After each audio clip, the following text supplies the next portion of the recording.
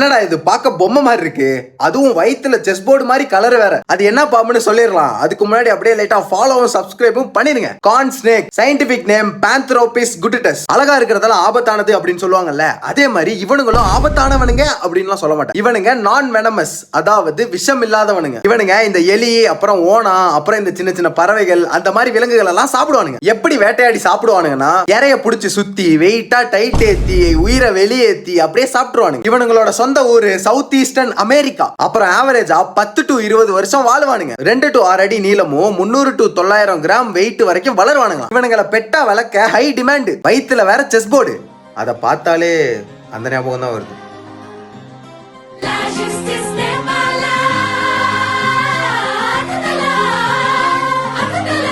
சரி, அது ஒரு பக்கம் இருக்கட்டும். கூஃபிக்கு வந்தீங்கடா ஃபேமிலிஸ்னு. எனக்கு எதுக்குடா ஃபேமிலிஸ்?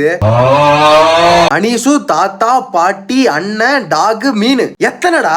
இதுல அந்த கூஃபி குடும்பம் வேற நடுவுல. அதெல்லாம் இருக்கட்டும், என்னடா பாட்டிக்கு தாடி இருக்கு, நாய்க்கு எதுக்குடா விக்கு? இதெல்லாம் கூட மன்னிச்சிருவேன். அனீசு சிஸ்டர், என்னடா மூஞ்சி இது? அப்புறம் இது ஃபேமிலி போட்டோவா? எல்லாரும் வந்துட்டாங்கல்ல? எல்லாரும் இருக்காங்க. என்னங்க சின்ராசு? அதெல்லாம் வர முடியாது, போங்கடா.